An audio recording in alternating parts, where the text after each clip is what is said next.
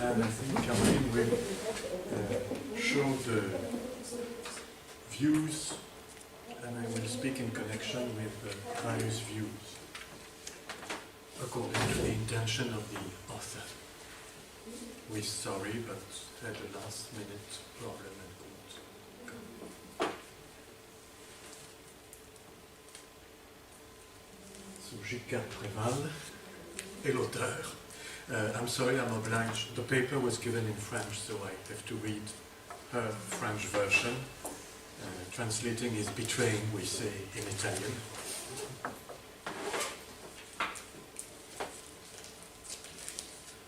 Donc, diapo 1. L'écrivain bengali Sarat Chandra Chatterjee, né sous le nom bengali de Chattopadhyay, publie son roman Devdas en 1917. L'histoire du roman, un triangle amoureux tragique, aura un destin singulier. Le succès populaire du roman traduit dès sa parution dans la plupart des langues indiennes. Il s'étend rapidement sur l'ensemble du territoire, appuyé par de nombreuses adaptations cinématographiques. Il en existe au moins 18 versions, en langues différentes, dont la première date de 1928 et fut réalisée par Maresh Mitra. Donc nous allons voir maintenant les diapos 2, 3, 4 et 5. Et la 6. Donc c'est quelques-unes des versions, je pense.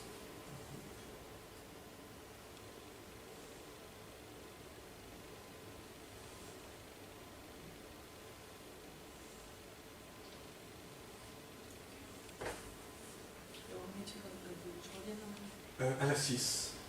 C'est peut-être difficile de savoir laquelle est laquelle.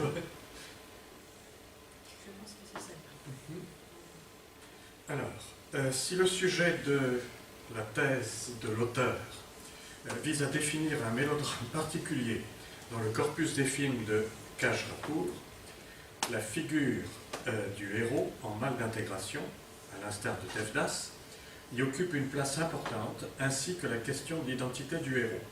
Ma communication s'inscrit dans le sillage des auteurs qui ont travaillé sur ce phénomène. Pour ma part, outre les chefs-d'œuvre de Barua, Rai et Bansali, j'intègre dans mon étude la dernière version hindi de Devdas, réalisée par Anurag Kashpia en 2009.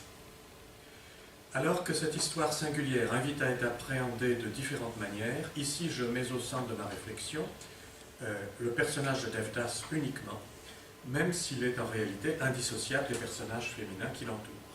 Considérons Devdas de Barua, 1935-36 en hindi, comme héritage culturel qui incorpore le passé au présent et soude ce présent à l'avenir, selon Merleau-Ponty.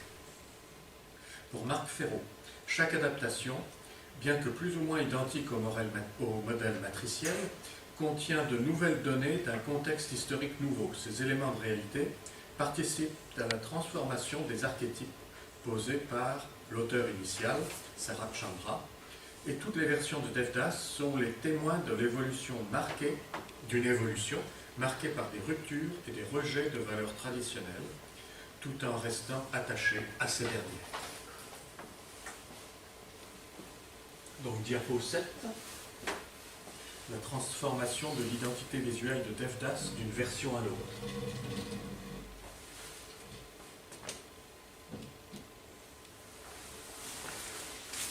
C'était peut-être celui que je viens de commenter. Alors, si le terme identité est emprunté au latin identitas, qualité de ce qui est le même, Voltaire propose une définition qui cerne plus précisément l'individu et son être, ou son moi. Selon lui, identité est ce qui est permanent et aussi conscience de la persistance du moi. Donc nous allons essayer de trouver la diapo 6, une citation de Jean-Luc Nancy. Donc je vous laisse la lire. Jean-Luc Nancy, dans son ouvrage L'identité, fragment, franchise, utilise une belle formule en disant « On n'entre pas dans une identité, on ne s'en revêt pas, on ne saurait s'identifier à elle, à supposer qu'il y ait du sens à la traiter comme une entité ou une figure, sans en même temps la modifier, la modéliser, la transformer peut-être. Les identités ne sont jamais si purement fixes, ni simplement plastiques. Elles sont toujours métastables. Donc, diapo 9. Shonil Babu explique à Devdas comment il faut s'habiller. C'est probablement ça. Alors, en psychologie, l'on s'intéresse en particulier au cas de perte du sentiment de notre identité, de l'identité du moi. Cette sensation négative est liée à la perte d'appartenance, au déracinement, à l'arrachement à une base. Le cas pathologique de la perte d'identité est l'amnésie, ou la perte partielle ou totale de mémoire. Nous allons passer à la diapo 10, qui est un extrait du film « Pourquoi es-tu comme les étrangers ?»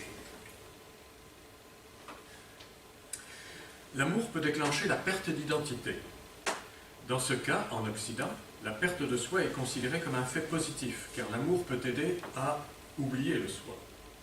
L'oubli de soi, l'abandon, le détachement et la dissolution du soi dans le but de la recherche de l'unité absolue, de la non-dualité, l'Advaita, dont l'objet de différentes écoles philosophiques indiennes, celle de Sankara par exemple.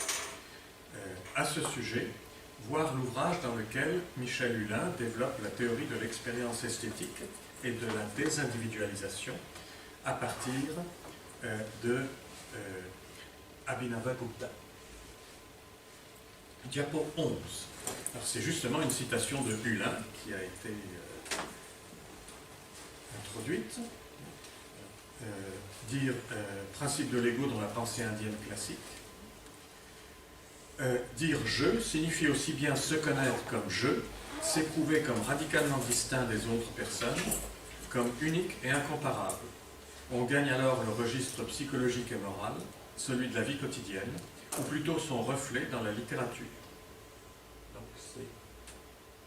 nous allons passer à la diapo 12, extraite du film, et dont le thème est « Je ne suis pas ce que je suis », ainsi que la diapo 13, « Je ne suis pas ce que je suis également ». Est-ce que c'est un film? Je vais cliquer dessus, parce que c'est peut-être un extrait de film, non? Non?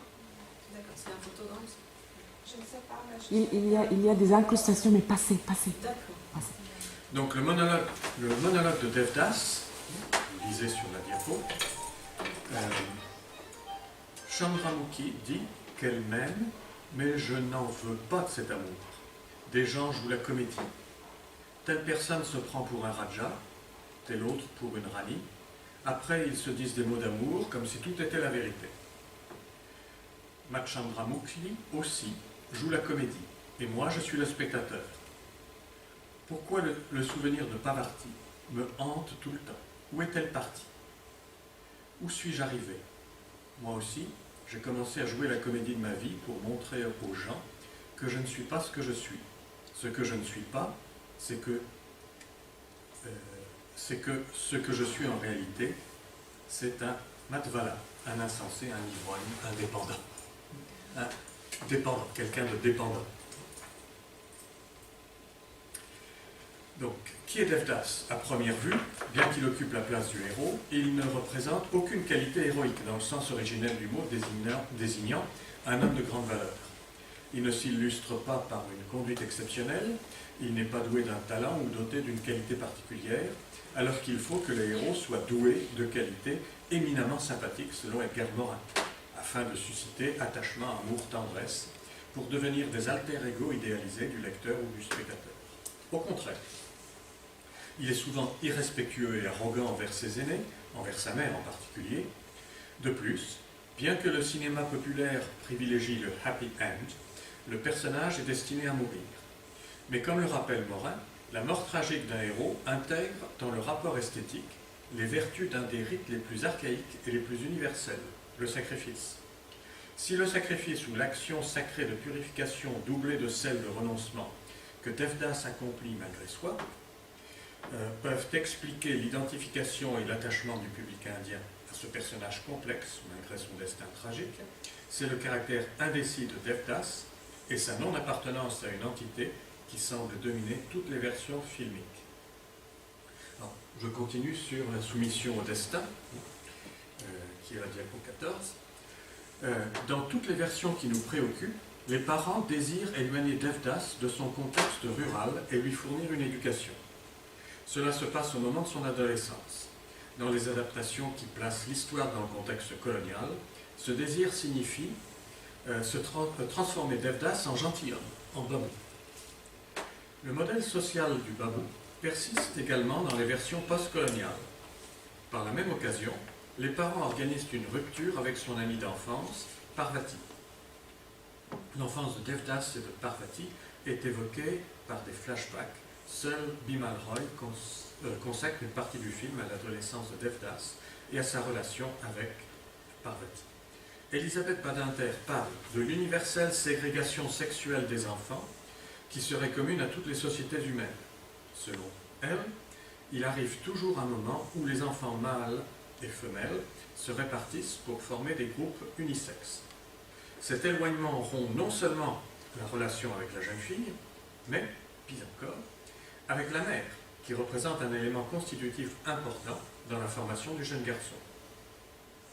Le père, en conflit avec son fils, craint que Devdas ne devienne indiscipliné et mou. Selon Poonam Arora, en l'éloignant de son ami d'enfance, le père suggère indirectement que Devdas a besoin de se trouver en compagnie d'autres jeunes hommes, des aristocrates. L'habitude d'envoyer les enfants dans des internats à l'adolescence était une pratique courante dans nos sociétés occidentales pré-industrielles. Badinter ajoute que, dans les pays anglo-américains, plus obsédés par la virilité, les rites de masculinisation ont subsisté plus longtemps. L'éloignement dans le cas de Devdas a pour résultat la perte des repères et des racines, vécu non pas comme une promotion, mais comme un acte de punition administré par le père. Le jeune garçon, pendant son long séjour en ville, accumule frustrations et déceptions.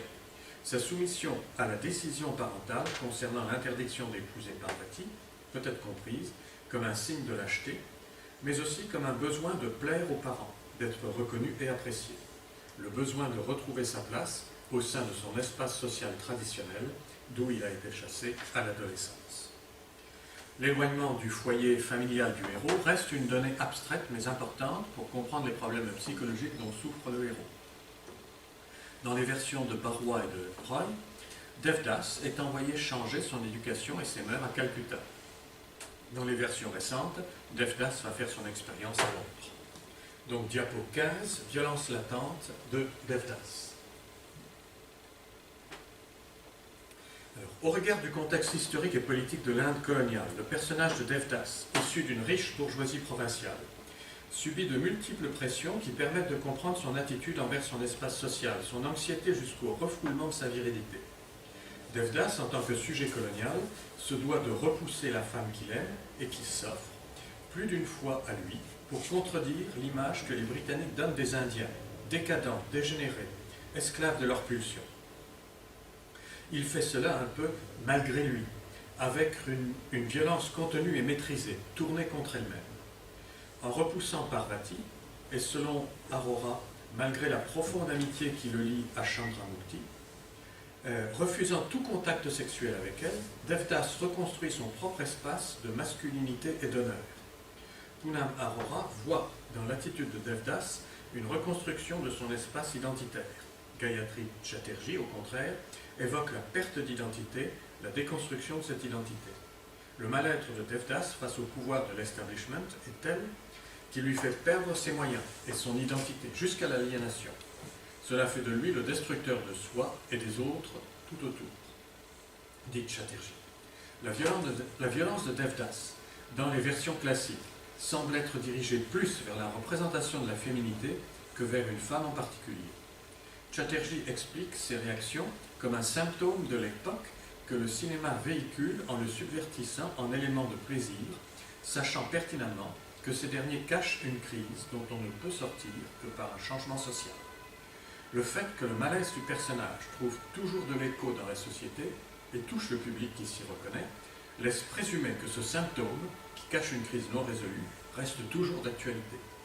En transformant le malaise du personnage masculin en qualité, traduite dans les rapports de chasteté entre lui, l'héroïne et la courtisane, Sarat Chandra ajoute à l'histoire une dimension hors du commun. son Devdas devient un héros tragique. La version de Kashyap s'attaque à cette dimension mythique du personnage en le démythifiant, ôtant son aura, détruisant son aura et son renoncement. Donc, la diapo 16, explosion de la violence. Dans cette séquence, Kashyap déplace la violence de Dev contre une cible différente. Il ne frappe pas Paro, mais son prétendu amant. Si cette séquence peut être lue comme un acte de jalousie, le comportement du héros de Dev indique qu'il s'agit plus d'un conflit intérieur que d'un règlement de compte entre deux prétendants. De retour après de longues années en Occident, Dev est déraciné et perdu. Il découvre l'Inde changée. Son pays est modernisé. Les tabous sont tombés et les liens traditionnels sont bafoués. Il ne frappe ni la femme ni l'image de la femme comme ses prédécesseurs.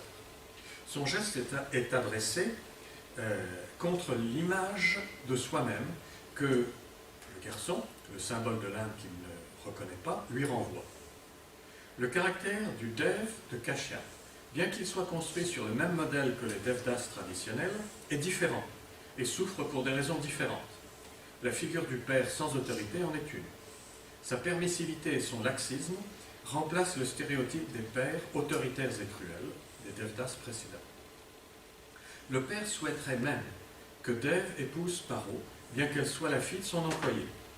Si la raison de la souffrance, qui était l'impossibilité d'épouser la bien-aimée, Parvati, est écartée, le mal-être de Dev persiste. Il semblerait que moins il y a de limites imposées par son père, plus il va loin dans son cynisme et son agressivité. Kashyap pousse le caractère destructeur de soi et des autres de son personnage jusqu'à l'homicide. Le motif de Dev en détresse morale, enfermé en lui-même, muet et agressif, incapable de communiquer ses sentiments et s'auto-détruisant par l'alcool, est une donnée constante depuis plus d'un siècle, un héritage intemporel. Donc, la conclusion arrive avec la diapo 17, qui est une citation de Jean-Luc Nancy. Depuis sa création, le personnage de Devdas souffre de problèmes identitaires. Il est littéralement tiraillé entre la tradition, représentée par sa famille, son clan, la terre, la base, tous porteurs de valeurs anciennes, et la modernité, dans laquelle il a été jeté à l'âge de la puberté, qui est une modernité incarnée par la vie urbaine, les influences occidentales et le diktat colonial. La non-appartenance à un groupe l'empêche d'affirmer son identité, de construire un avenir, de trouver un sens à sa vie. Alors que les versions antérieures suivent le modèle littéraire, selon lequel Devdas découvre l'alcool et succombe à ses effets à cause de son chagrin, le Dev de 2009 revient de l'Occident avec un penchant affiché pour l'alcool. Boire de la bière et de l'alcool fait partie de sa transformation. Le séjour prolongé en Occident, sans autorité parentale, la vie. Dev devient dépravé, irrespectueux, immoral. Si ce n'est pas la première fois qu'un film indien utilise l'influence des mœurs occidentales comme référence du mal, celle de Dev, D, est représentée comme une gangrène généralisée qui attaque l'espace urbain et ronge même la campagne indienne. Bien que le héros de Kashyap garde toujours le même caractère, qu'il identifie comme tel, indécision, immobilisme, dépression, isolement, à l'instar des versions précédentes, sa détresse morale est amplifiée par la violence de son environnement social. Aussi, la version contemporaine de Kashyap abandonne-t-elle la noblesse du renoncement de Devdas et la pureté de relation des personnages principaux qui étaient mises en valeur dans les versions classiques. L'image de l'Inde, contemporaine dans ces films, étant Dev D, le film le plus récent, en particulier, bouleverse les représentations précédentes.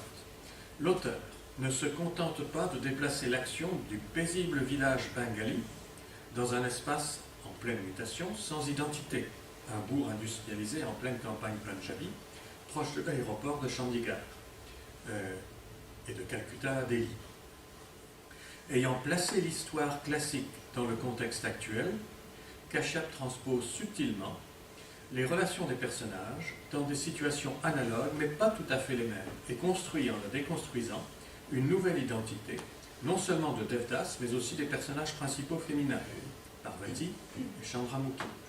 Accomplit-il le souhait de Sarat Chandra Chatterjee en donnant la chance au couple Dev et Chandramukhi de refaire leur vie ensemble, comme le pense le fils du réalisateur Bimal Roy. Cela nous conduit à penser, avec Jean-Luc Nancy, à l'éternel retour vers l'identité d'origine imaginée par Sarat Chandra. On pourrait dire que l'identité accomplit l'éternel retour du même dont parle Nietzsche, un retour qui n'est pas une reprise, une réitération, mais retour infini à l'absolument différent, dont la différence absolue fait l'humanité.